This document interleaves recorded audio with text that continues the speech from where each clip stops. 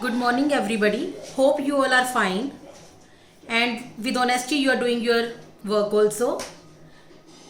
Today we are going to start our chapter 4 of history, rural life and society. In this chapter we will read about the life of village peoples and the society, now which come under the British rule. Previously we have read that how Britishers started taking control over on our political life also and economic life also. They have started judicial services, army, police and civil services took all the administration under their control. About this chapter we should know that our India was the leading producer in agriculture and all our villagers, they were self-sufficient. Whatever their needs were there, in that village only they were getting that things.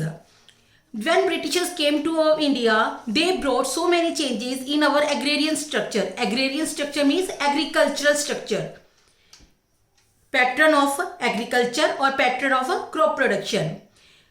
When they came and brought changes in our agriculture system, they set the farmers to grow commercial crops instead of that food crops, and which raw material they need they took from our Indians and sent to European countries.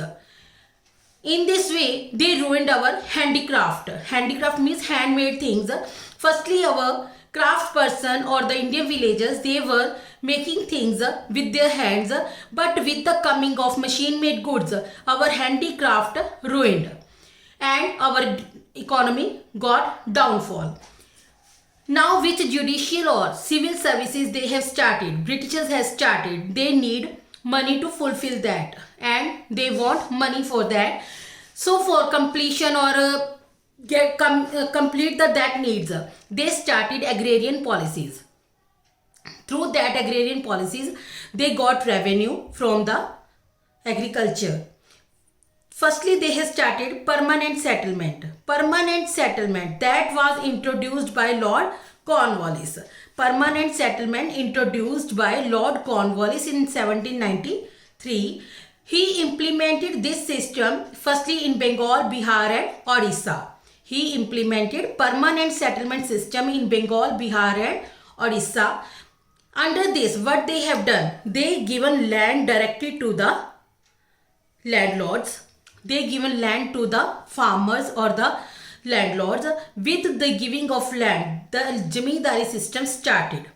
Jamindari system started. Under this Jamindari system, which landlords were there, they have to pay revenue. They have to pay revenue to the Britishers. A fixed amount of land revenue was there which they have to pay to the Britishers. Permanent settlement system which they have started, that has some merits also, some demerits also. Which merits were there?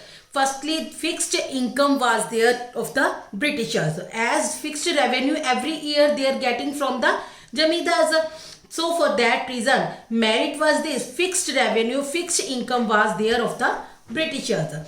Then administration of the various departments, that was easy for the Britishers as only Jamindars were there who were giving revenue to the Britishers. Now which landlords or Jamindar was there, they were very loyal to the Britishers as they were giving fixed amount in the fixed time. So Britishers were happy with this. Landlords took interest in productivity of the land, because if land's productivity is good, then only they will get the more income, and if more income is there, then more profit is there for the landlords. But some demerits were also there, like first rise of new social class was there. Emerge was there of the new social class, that was the Jamindari class. They were thinking now that now they were the landlords and whatever policies they want to took advantage from the farmers. They were leading a luxurious life. Landlords or Jamindars were leading luxurious life in the cities, and farmers, they have to do work in their farms. It means full burden on the peasants now. They were taking revenue from the peasants and giving to the Britishers. Full burden on the peasants. Now we can say that this permanent settlement was totally negative role, totally unfair system of revenue collection. So after some time they stopped it, and new system they have started, that was the Riotwari system. Under now Riotwari system, it was introduced by Thomas Munro. It was Riotwari system introduced by Thomas Munro in 1820, and its other name Riotwari system is also known as Munro system. Direct control with the riots. Under this system, Britishers had direct contact with the riots. Riot means cultivators. Who are the riots? Riot means cultivators. Cultivators means farmers. They have direct contact, means directly Britishers took revenue from the riots or the cultivators. Revenue was fixed for 20 to 40 years. For a long period of time, fixed revenue riots had to pay to Britishers. This also failed due to high revenue and harsh methods, but overall tried to overcome the drawbacks of a permanent settlement. Britishers tried, but then also this system failed due to high revenue and harsh methods. Harsh method means they want revenue in the cash form only, not in the production form. Then after that, Britishers started Meherwari system. Third system was Meherwari system. Britishers introduced this system in Uttar Pradesh, Punjab and Madhya Pradesh. This was the settlement. Meherwari system was the settlement between company and mahal. Company, British East India Company. Mahal means village or a group of villages. One village can be there and group of villages can be there. Under this, which revenue is there? They have to pay in cash only. All are responsible to pay. Under this system, not only one person or one farmer is responsible to pay that revenue. Even all persons of villagers, all villagers of one village or one group of villages can be responsible to pay the revenue. Then village community was there. They collectively responsible to pay revenue. It's a positive effect that this was the best system. Now, impact of policies on rural economy.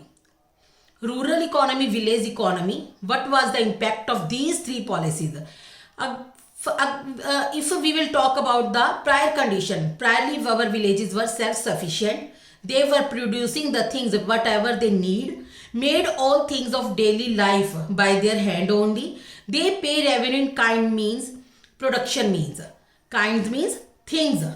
In kind means things. Whatever they are having, if they are having production, they are having food crops, then in that also they are paying revenue. Village disputes. Any dispute is there in the village, then that is settled by the village panchayats only.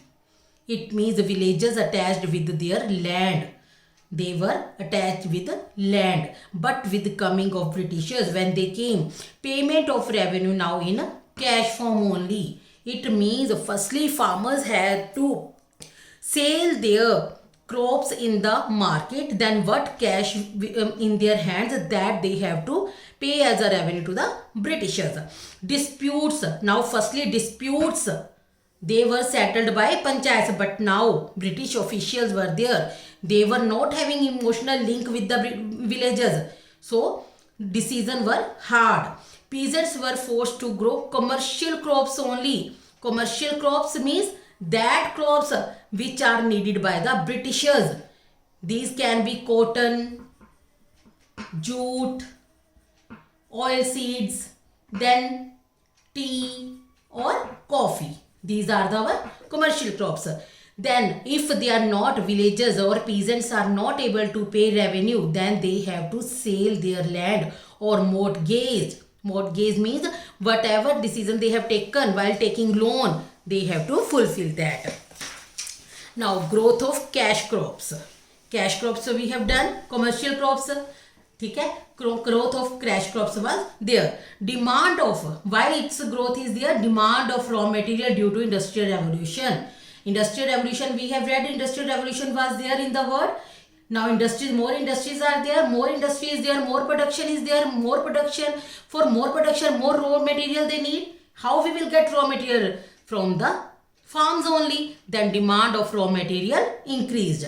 As a British colony, India was that time British colony, then they had to fulfill the demand of Britishers. India was responsible to fulfill the demand of Britishers. Then cash or commercial crops like jute, tea, coffee, etc. these were, and we have to grow these only. Indian villages had to grow these commercial crops. If now they are growing commercial crops, it means the decline of food crops was there. Food crops slowly declined. Now with the growing of cash crops, one more growing demand was there in Europe, that was indigo. Now what is indigo? Indigo is a thing that is used to dye clothes. Indigo's demand was there all over the world, and they were trying to get this from India only. One substitute they found of indigo, that was wood. Then that supplies from West Indies and America collapsed, which indigo's demand was there. They were getting supplies from West Indies and America also, but due to their war, their Cold War, their supplies were collapsed, and indigo's demand was time to time rising due to industrial revolution. Then a number of officials came to in this trade. When they saw that so much demand is there for indigo and profit is there in this trade, so for that reason a number of officials left their jobs and came under this trade. Then one system of Dedon started. Dedon, what is Dedon? A loan they were giving to peasants to grow more indigo. Before the plantation or cultivation, they were giving loan to the Indian farmers to grow indigo, and only 2.5% they were giving to the cultivators. One planters are there, one cultivators are there. Planters, they were giving 2.5% only to the cultivators after selling that product. That favored by influentials. Influential means big persons, big authorities. They were in the favor of the Britishers, so they favored this system. But our Indians were slowly their position was coming very down. But our farmers were against it, and they refused to grow indigo, but forced by planters who were Britishers. Now which planters are there? These planters are Britishers only, so they forced our Indian cultivators to grow this. So that reason now revolts started. First revolt was Indigo Rebellion, then Sannyasi and Fakir revolts, then Farazi movement, then Wahhabi revolt. Firstly about Indigo Rebellion, it was started by Vishnu Charan Viswas and Digambar Viswas. When our Indians were forced to grow indigo, they were not in favor, and our Indian farmers denied this to grow indigo. Then some persons came in their favor and they started revolt in front, whose name is there, Vishnu Charan Viswas and Digambar Viswas. Then which rebellion they have started? That was suppressed by the Britishers. Brutally, cruelly, that suppressed. So many persons died. But whatever, that was suppressed. But that was most popular. People of Bengal favored it. And it was joined by other persons also in the favor of farmers.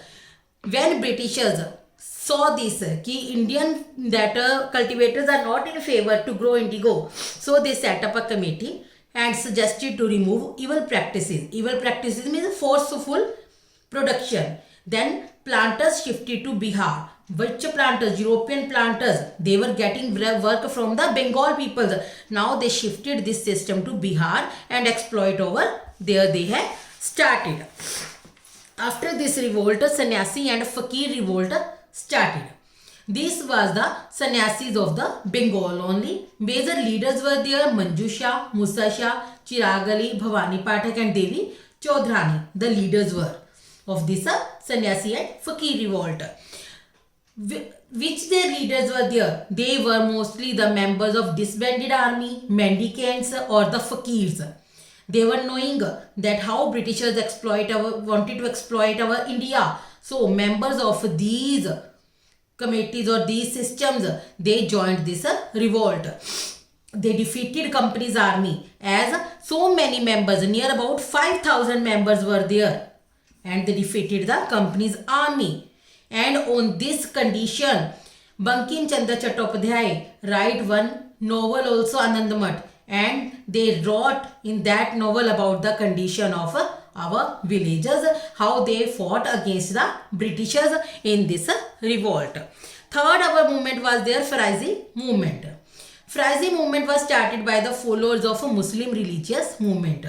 That were started by Muslim religious movement, and leader was Hari Shariatullah. He helped farmers from Britishers to come out from that conditions. Now last hour is Wahhabi revolt. It was organized by Sayyid Ahmad Barelvi, and it was participated by in a large number of farmers and of Bengal and Bihar.